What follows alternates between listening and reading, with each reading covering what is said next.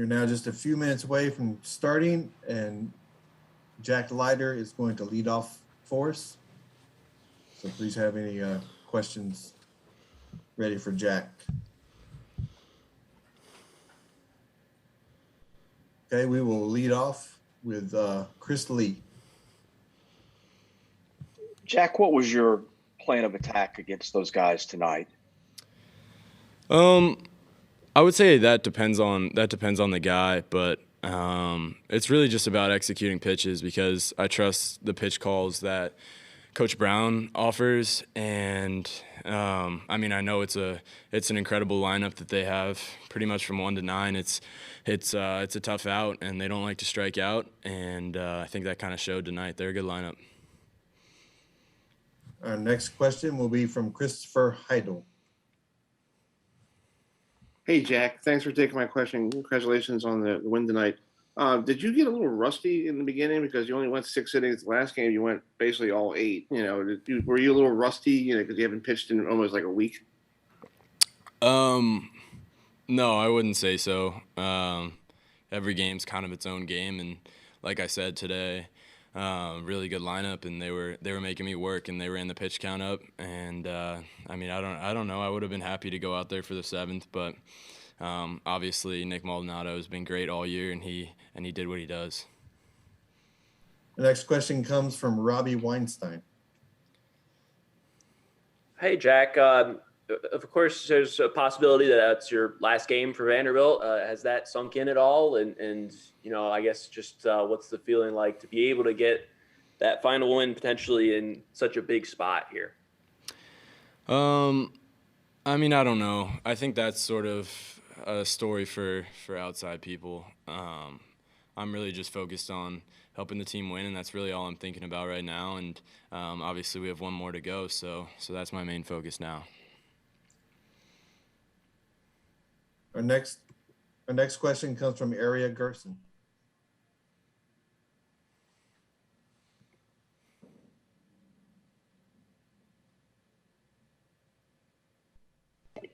Hi, Jack. So you took your first loss earlier in the season against Mississippi State.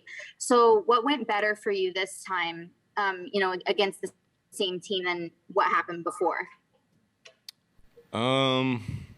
That's baseball. Our team scored more runs this time, and the balls that they were putting in play were going to our fielders more often. So it's just kind of the way things went. Our next question comes from Michael Ferrara. Hi, Jack. Michael Ferrara here with Berg Sports Network. 2 questions for you. Talk about the guys that played behind you tonight. They scored a lot of runs for you, and they played very good defense. What was that like seeing those guys playing behind you? And then the 8 strikeouts tonight, what was it like to have 8 strikeouts in the College World Series final? The defense needs a ton of credit. They kind of did what they've done all year, and it's been really fun to be a part of, knowing that you can kind of pitch to contact in certain circumstances and really trust those guys behind you. And CJ Rodriguez has been unbelievable all year. I don't see how there's any catchers better than him. The way he receives, and he kind of stays in communication and stays on the same page as the pitcher, and he handles our pitching staff, and he's done it all year. It's been really fun to watch him work. Our next question comes from Kendall Rogers. Kendall Rogers, D1 Baseball. Jack, as you kind of look back at the outing tonight, how would you kind of assess your stuff overall? Honestly, I wasn't too happy with it. The home run in the first, that happens. It was a fastball count, and I gave him a fastball in a very hittable place, and he's a great fastball hitter, and he kind of did what great fastball hitters do with it. But after that, I feel like I settled in, and my command was pretty good, and I was feeling my off-speed pitches pretty well. And then later in the game, kind of lost a feel for it a little bit, and the command was a little down, and the feel for the breaking balls was as well. So at that point, it became sort of a pitch to contact type situation. Our next question is from Kayla Anderson. You almost have to kind of ask him questions in like baseball terms for him to give you a good answer. Because that was a good answer. Are you there? Hello? Yeah. Jack? Yeah, I'm here. Okay, sorry. Sorry, I was hearing some other stuff there. Okay, so clearly a lot of maroon tonight in TD Ameritrade Park, but a lot of Vandy fans as well. But what was it like just to pitch in that environment, if it is your last game? Just kind of describe what it was like when it kind of started, and then when you kind of quieted the crowd a little bit. Yeah, I mean, I think we kind of had an idea of what the stadium environment was going to be like, and our fans were amazing all night. And of course, the Mississippi State fans, I feel like you gotta tip your cap to that fan base, because it's pretty awesome, the support that they give their team, and it's the same for ours. So it was an exciting game to see the crowd kind of go back and forth. Obviously, we had the really good first inning. Our offense kind of came out of the chute really hot. So I would say that quieted them down a little bit. We will take our next question from Chris Lee. Chris Lee, VandySports.com. Hey, Jack, it seems to me like when you are really on early, it's having command of your secondary pitches. Is that really what kind of makes the difference for you in the first few innings, whether you're running up the pitch counts or not sometimes? I would say so, yeah. I mean, early on in the year, I was establishing a fastball pretty much first maybe 3-4 innings, a lot of games, and some games that was kind of all I had. And then as I progressed through the year, I think the feel for the off-speed pitches has come along well. And I mean, it's like any other pitch. When you have a feel for more pitches, you're gonna be more successful, because you can use them to get into good counts. And obviously, in good counts, the numbers kind of speak for themselves. Another follow-up question from Michael Ferrara. Hi, Jack. Mike Farrar again with Berg Sports. You grew up in a baseball family. Your father played in the major leagues, and he was in a World Series. And now you're playing in a college World Series. For the younger baseball, players, generation, the kids, for being a son of an MLB athlete, what's it like to kind of have that similarity to play in a World Series, no matter what level it is? I mean, yeah, I've learned a lot from my dad, and he pitched in a lot of big games. And I think that advice has kind of helped along, because the main thing in any big game is not making it bigger than it is, and remembering that it's the same game you've played since you were little, whether there's 10 people watching or 24,000 like tonight. I think that you kind of just have to simplify it. And from a pitching standpoint, that comes down to just making a pitch. Whether you just gave up 5 runs, whether you just struck out the side, it doesn't matter. You come out there and you make a pitch, and you want to make a good one, and maybe it's not a good one, then the next one. Then the next one's your only concern, really. Michael, did you have a follow-up question? No, I'm good. Thank you. If there are no other questions at this time, Jack, thank you very much for your time tonight. Thank you. Next up, we will have Jason Gonzalez.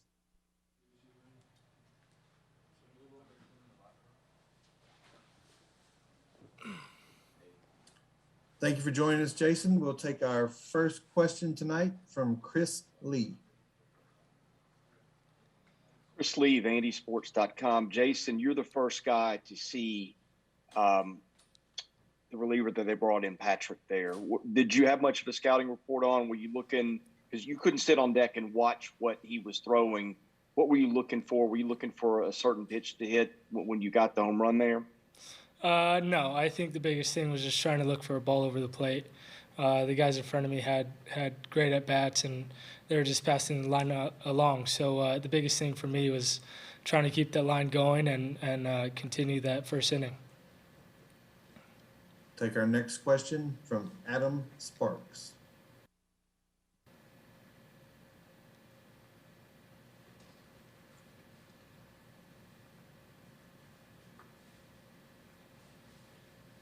Adam?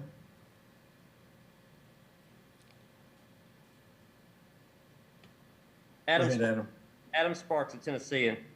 Jason, I seem to remember a couple of years ago you hitting a few balls out of this park in batting practice.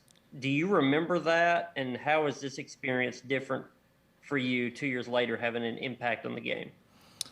Yeah, I remember it a little bit. I just remember coming out here and having fun. But this time around, I'm playing, and I think the biggest thing was just slowing down the heartbeat and just trying to enjoy the atmosphere that we had tonight and help my team win and play with a lot of confidence. Thanks. Our next question comes from Michael Ferrara, followed by Chad Bishop. Hi, Jason. Michael Farrar here with Berg Sports Network. Two questions for you. Talk about playing behind Jack tonight. What was it like seeing him pitched on the mound and scoring all those runs tonight? I mean, talk about this lineup. It seems like no matter who you guys face, you guys can put runs on the board. Yeah, to start off with Jack, he's been great all year. He's had our back when we weren't doing too hot on offense, and we've had his back. So it's been a great year playing behind him and watching his pitches and just the maturity that he has, the confidence. I think from him bounces off to a lot of us. So it's great playing behind him. And with our lineup, we're just trying to put the ball in play, put as much pressure on the defense as possible, trying to get as much runs across the board. And like I said earlier, trying to slow our heartbeat down and trying to help the team win. Our next question comes from Chad Bishop. Kayla Anderson will follow. Jason, I know how much family means to you. What were some of the emotions rounding the bases, being able to look up and see them tonight? It was special, you know, coming all the way across from California and having the support system that I have from them. So much sacrifice that they put into this. It just truly means a lot, and my family means a lot to me, and it was great seeing them up in the stands today. Next question comes from Kayla Anderson. Hey, Jason, Kayla Anderson, WKRN. Just going back to playing behind Jack tonight, and I know you guys came into this one with like 7 errors, not conventional for you guys, obviously, the way you played defense, but what kind of changed in this game? You mentioned maybe just playing a little looser. Yeah, I think that was the biggest thing. We knew Jack was going to throw a lot of strikes. So the biggest thing was just playing loose, having fun. Like I said earlier, enjoying the atmosphere that we had. We knew the atmosphere was going to be loud and a lot of fun. So the biggest thing was just having fun, playing loose, and just helping Jack win. We'll take a follow-up question now from Chad Bishop, followed by Chris Lee. Nope, sorry, hand raised. Go ahead. Okay, Chris, you can go ahead. Yeah, Chris Lee, VandySports.com. Jason, you talked about playing loose. Was that you guys were loose when you came out and that helped it happen that way? Or was it the base runners and the hits pile up and then that helps you to get loose once you put a 7 spot on the board there? I think it started during BP. We were having fun out there, hitting BP loose, taking ground balls loose, just trying to have as much fun as we could, and just trying to enjoy the atmosphere that we had tonight. Chris, did you have a follow-up question? No, sorry. Thank you. Okay. There are no further questions. Oh, I'm sorry, Jason. Next question is from Elizabeth Merrill. Hi, Elizabeth Merrill, ESPN. What's it like? You talk about the atmosphere. What's it like when it seemingly 30,000 of them are wearing maroon? We've played on the road at a lot of tough stadiums, you know, and I think throughout the year that's helped us a lot. So coming in tonight, like I said, we were just trying to enjoy it as much as we can. We knew what the atmosphere was going to be like. We knew what the mood was going to be like. So we were just trying to go out there and have some fun. All right, Jason, that is all for tonight. So thank you for your time this evening and good luck. You got it. Thank you, guys. Next up, we will be joined by Vanderbilt head coach Tim Corbin.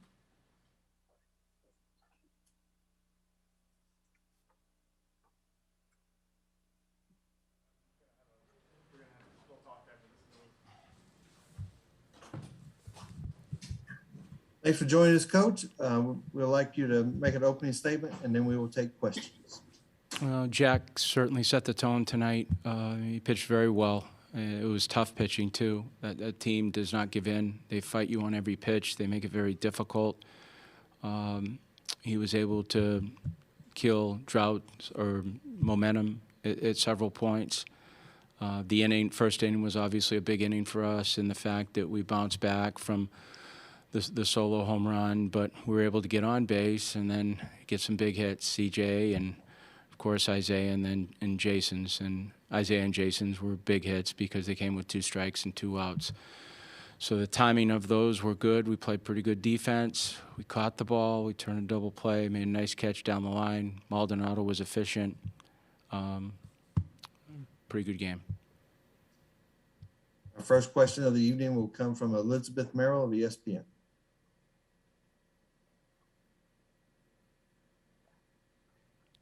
Elizabeth?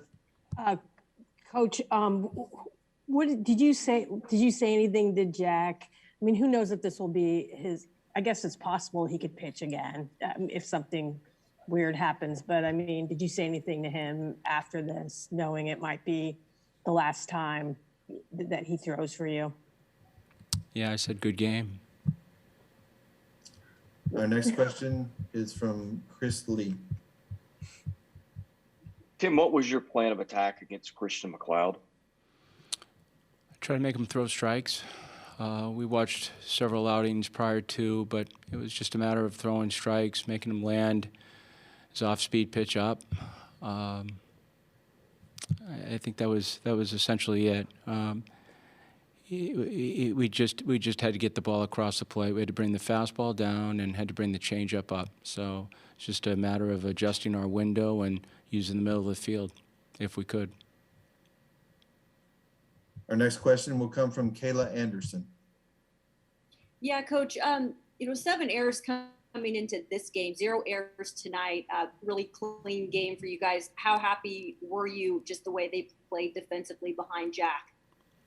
Yeah, I mean, we needed to play good defense. I mean, Jack's going to give you a chance to win, and you just got to take care of the ball behind him.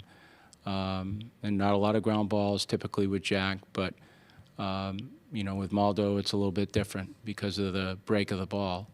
So, but we did. We turned a big double play that Gonzo just moving his feet well and feeding Parker. Parker had a hard time getting it out of his glove, but he still redirected it, and Dominic made a nice glove play. But, yeah, it was just it was good defense, and I felt like we were going to. I just felt like the defense that we had played in the other games, that wasn't representative of how we were. I thought at some point in time we would play better. Our next question comes from Robbie Weinstein. Hey, Tim. Jason said he, thought that the team was maybe a little bit looser at the plate and that he could sense it, all the way back at BP. Did you sense that? And if so, how do you think, if at all that contributed to the big first inning? I mean, you score 7 runs, you're going to be loose. I thought their approach was good. Whether it's loose, I don't know what you want to call it, but I thought it was steady. I thought it was mature. I thought they were the training session leading up to the game was good. I thought they're right where they needed to be. We knew this was going to be difficult, and it will continue to be difficult. This place is, filled with people that aren't wearing gold and black, and we're playing a very good team. Next question comes from Gentry Estes of the Tennessean. Yeah, Tim, I was going to ask, have you been around a game here where the crowd was as much against you as it was tonight? And did you address that at all with your guys? We talked about the atmosphere, and yes, 2002, Nebraska-Clemson. It was filled with red. Shane Comini pitched. We won the game. Khalil Green hit a 3-run home run in the 8th. Tough atmosphere. And this one was not as similar because that was it felt like all of Nebraska was in the stadium at that time. But, yeah, I mean, I think the thing, Gentry, that's helped us in some regards. We have played well on the road, and we've played well in tough environments. So this was a tough environment too, and we appreciate the fans that we had too, because they were loud. Okay, we'll take one more question, and then it'll come from Adam Sparks. Yeah, Tim, Jason on that home run he was down 0-2 and came back to full count before he hit the home run. Is that just discipline? Is that an experienced hitter to face a new pitcher like that and be able to prolong the at-bat? Yeah, that's a tough matchup. That guy drops down. He throws a lateral slider. He threw 2 pretty good sliders to Jason on the 0-2 count, and Jason stayed off of him. So to fight the battle to get to 3-2 was a victory in and of itself. To get a pitch and lift it to the middle of the field, he's a strong kid. So if he keeps the barrel in the zone, which he did, then he can do a little bit of damage. But that was a quality at bat for him, and I was proud of him. Thanks. Mm-hmm. Thank you, Coach. Thank you for your time this evening. Thank you.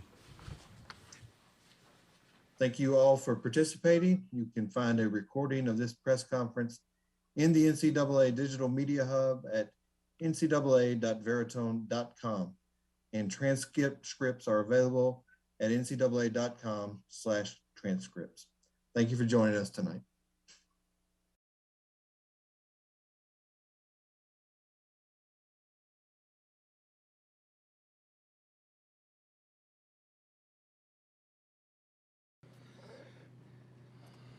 Okay, we are joined tonight first by head coach Chris Lemonis.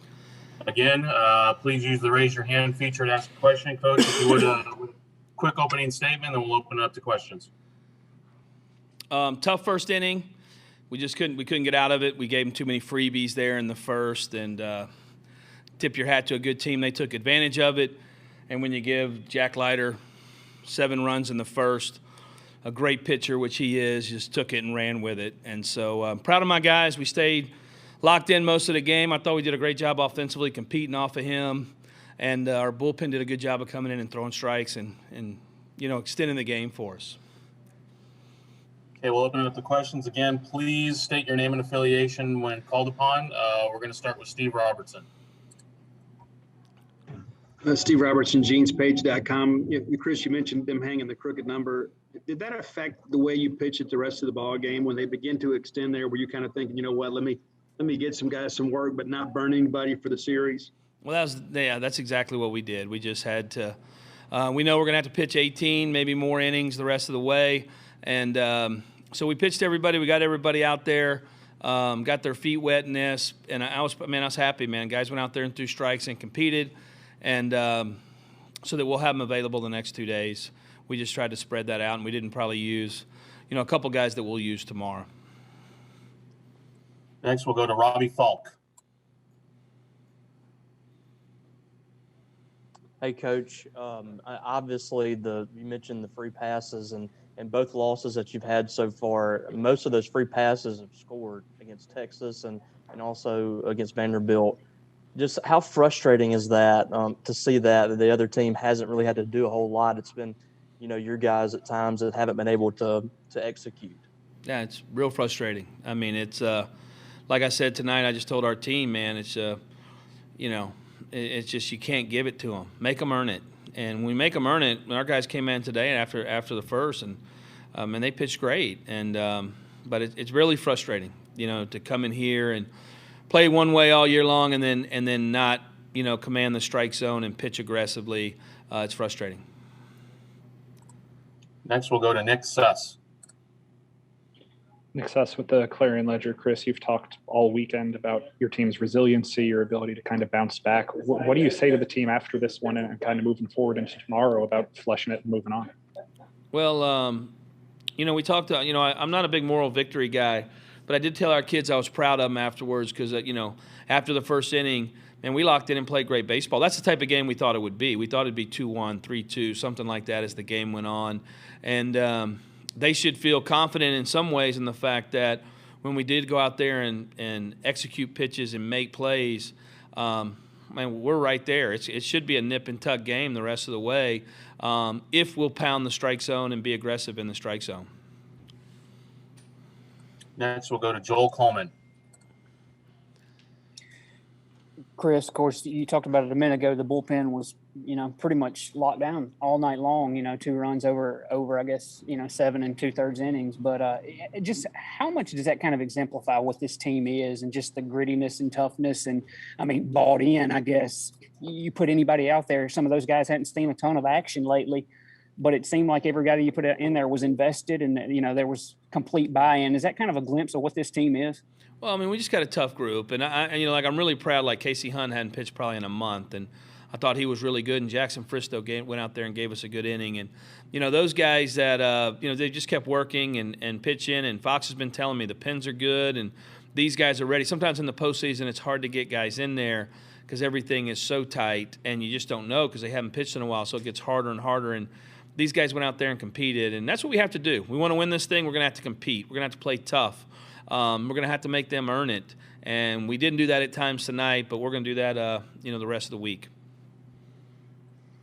Our next question is from Theo DeRosa. Theo DeRosa, Commercial Dispatch. Coach, you guys beat Leiter earlier in the season in Nashville. Do you think today he was just sharper, and do you think that was because of the lead that they staked him to there in the first inning? I think it was the lead more than anything. He was good. Don't get me wrong. He was really good, but we ran the pitch count up. We had a couple opportunities. You got a closer game, and the crowd's in it, and everybody's cheering. And, there's just when you have that gap in there, it just makes it hard. It's hard to gain momentum and get momentum back. And, we had some good swings on him. He's good. That guy's going to be in the top 5 picks in the country for a reason, and he'll be in the big leagues here soon. But I thought we were fine. I thought we'd be a 3-2 game, and we'd have to win it late. Against him, we just didn't get that opportunity. Okay, we'll go back to Nick Suss.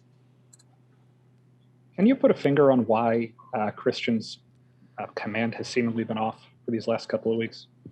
Not really. I just think he's trying to do too much. Trying to do too much in the moments, and it's just kind of gotten away from him. He's been great all year for us. Been pitched in big stadiums, pitched in big moments. The last couple of weeks has been, frustrating. And it's probably more frustrating for him than anybody else because knowing him and how hard he works, he wants to do well for the team. That's what everybody's wanting to do right now, and so it's really hard when you fail on this stage. Okay, seeing no more questions, thank you for your time, Coach. Thank you. We're going to be followed by Tanner Allen. Again, please use the raise your hand feature, and when asking a question, please state your name and affiliation.